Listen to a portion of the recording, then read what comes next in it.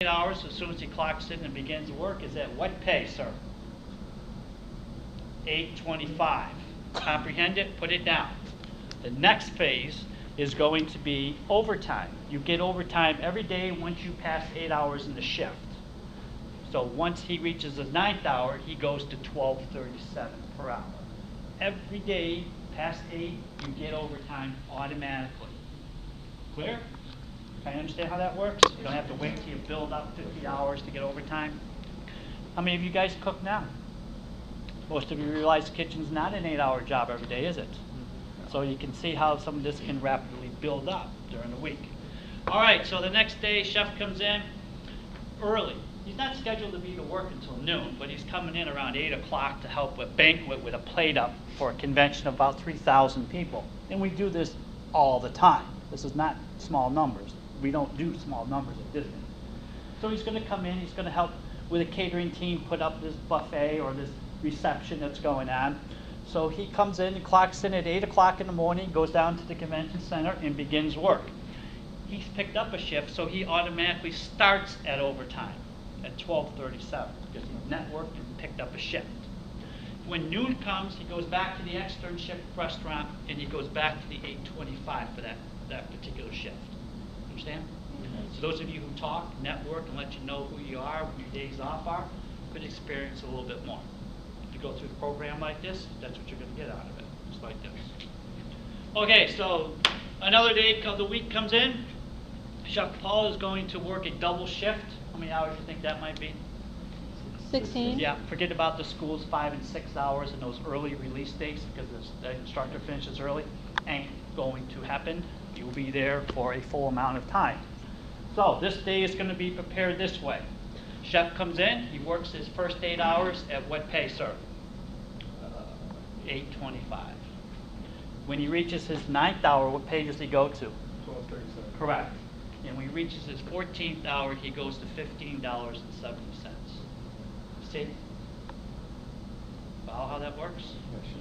Okay. The last day of the week is Saturday. Chef sees that he's closing his restaurant. He's getting out of work about 1 in the morning.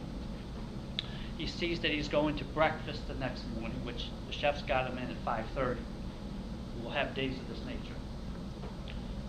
However, Walt Disney World Company says you absolutely must give everybody 8 hours off between shifts. That's not going to happen all the time. Your job is to follow whatever the chef schedules, correct? So if you have that quick turn, you're just going to have to get some quick rest and get back in the kitchen.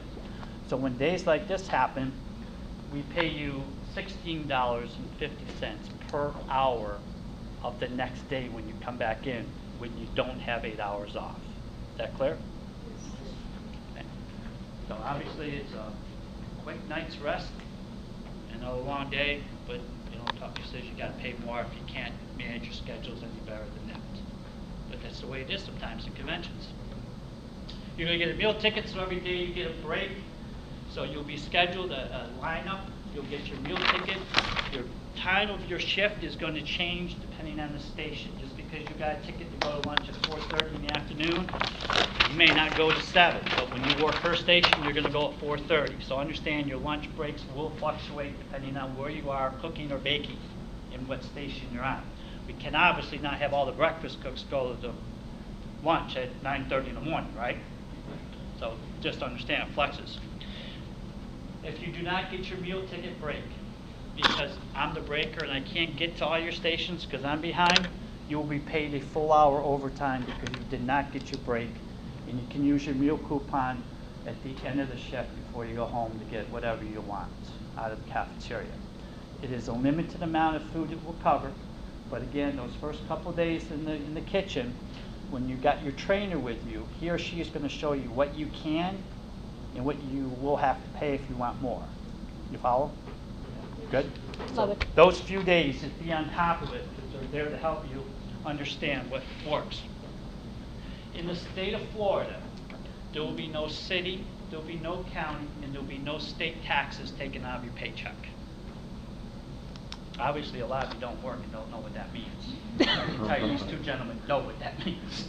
That is a pay raise you just got. Okay. go to your friends in the government, it kind of goes right to your wallet. Isn't that nice? It's one of the great reasons to live in a good state. Love it. It's beautiful stuff. If you work in the Magic Kingdom, which is an extremely, I would say, extraordinary property, it is very busy. There's about 40,000 guests in the park today. 40,000 people in the Magic Kingdom. That's an average summer attendance day. There'll be days where we'll get up to 70,000 around holidays, and these people are walking right past your restaurants. So you know the numbers are going to be huge. You get paid a little more and a little bit more for your straight time, because you could be cooking up to 2 in the morning. We have extended magical hours. Yep. So we'll be there. So enjoy it. During your arrival, you will receive your schedule about your third day. You will go into your kitchens and you'll go to a place called costuming. Uniforms is a word of the past. You are going to get costumed for your on-stage event with Disney. We'll give you a locker. We'll give you 5 sets of Disney your jackets and pants, scarves and aprons. Some restaurants have them, but we have all the stuff there for you. You have a locker. You can take all the clothes back to the apartment and come into work dressed as we are. Go right into the kitchen, or come to work dressed and change into work, into your whites when you get there. It's your choice, but they do get dirty quickly. I hope you guys do laundry regularly. Mm-hmm. You enjoy it? I don't mind it. You don't mind it? Well, they're going to like you because we can exempt you from this if you like. Oh. You turn 2 sets in, put them in a laundry bin, and you tell the folks I need 2 more sets, so you go back there and get them, and they're washed for you, they're pressed for you, they're starched for you, and they're on hangers for you already. There will be no culinary laundry during your entire internship with Disney. How about that? Isn't that a nice perk right away? And when buttons fall off and all that nonsense, they fix them too. It's beautiful. No more reversing buttons and jackets like I see here at school sometimes. It's really like, oh, just put another one on. At Disney, you just go down to costuming and get another fresh one right out of the laundry, and you're ready to go. Right? Your first week there, you will be issued a brand new pair of safety kitchen shoes as well. You need to bring the ones that you got, and then you will wear the ones that we give you, because it's a safety issue for the kitchens. It's no longer a fashion statement of what you want to do. You will wear the approved shoe for the kitchen. All right? Good? Isn't that nice? Who says no to a brand new pair of kitchen shoes, right? Bring them on. We'll take them. And I haven't washed my jacket in 34 years. Isn't that great? They smell good, don't they? Right? And they take care of it for me. It's all part of, benefits, right? Chef, if we could move to the next one. All right. Well, you're going to get a lot of training. We're going to have you pretty ramped up, ready to go into those kitchens. Volume, not so much. You're going to have to catch up. Our restaurants average about 800 covers per meal period.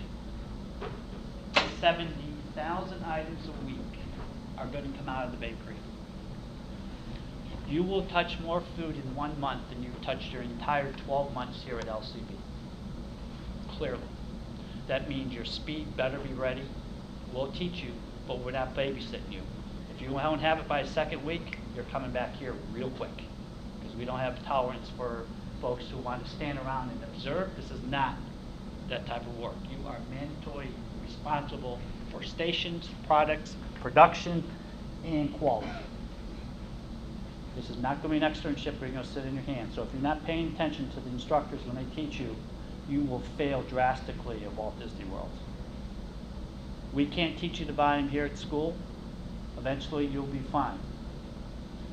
Culinary, you're going to plate or put out about 28,000 meals during this program. Your little friend that went down to the Twin Cities to do their work is never going to have the speed and the experience you're going to have when you're ready to graduate. You are going to be the ones remarkable for a position. This is the level that you're in, right? To go to school and get some fine training from the folks? Yes, Chef. Then let's put it to work in a great company. Get yourself landed in a good career. Because there's no more school when you leave this place. It's ready to get employed and find work. Jeff, if we could go on to the next. Okay, placement. This was on your application. Could be anywhere in the Walt Disney World Resort and Parks. That means you could cook indoors and outdoors, or bake indoors or outdoors. We have restaurants that are open that have bistro-style cooking and seating and plate presentations indoors and outdoors, and conventions could be indoors and outdoors. So be prepared to work either. With me? I already talked to guest comment, content, and problem solving. Well, let's face it, you're going to have a name tag that's going to tell everybody in the world who you are. It's going to have your name on it, and it's going to have LCB Minnesota underneath this. That means everyone you come in contact with is going to know that you're going to school and studying food, including those other schools that recruit at. They're going to have their school name on there too. So when you mess up a plate and you're talking to a guest, they can see your name, they know what restaurant they're eating in, and they can almost tell where you go to school. And they write a lot of letters. You cannot afford to have any of these letters on your file, because it could hold you back from getting a full-time position because of poor guest quality service. With me? You're not there just to cook, you're there to get guest service. You will talk to a lot of guests. You could cook this close to them or bake this close to them. You will provide a service for them. Not, oh, I'm here only for 4 months, I gotta go. Be ready for it, because they're gonna be there, and they're gonna be happy, and they're not gonna know you just started 3 weeks ago, because we don't put those training flags on anybody. You're a cast member upon arrival. Good? Yes, Chef. Let's continue on. All right, a couple slides on the appearance standards. This is non-negotiable. Take good notes. Any questions after, let me know. But I can change this. I'm just a recruiter, and I have decided to live by these rules for 34 years with the Disney company. And if you have choices of where you want to work, but you have to meet these employment standards to work for us. So let's begin with the style of hats. You will wear 3 types of hats. You will have a voluntary style, so what you wear now, which I'm sure all of us will probably wear. You have a baseball cap, chef toe. Those are the 3 style hats you're going to get. So let's begin with ladies. Your hair must be up and underneath all 3 of these hats. And that means no hair here, here, or on the back. The first time you come in the kitchen with hair looking like this here, we'll show you one more time how to fix it. The second time, we take your ID and terminate you right there. And it will be in front of the rest of the team, because we do not understand why it took you so many times to figure this out. Understand? Gentlemen, you will not have this problem because you will have a professional cut hair, which means no hair touching the ear or the back of the chef jacket. So if you got long hair, I'll just pull it up. No, it's a professional haircut, which means it's not long. Clear? Good? Yes, sir. I want everyone, I'm your recruiter, I don't want anyone to come down and get surprised by this. So that's why I cover it real deep on you. Hair coloring.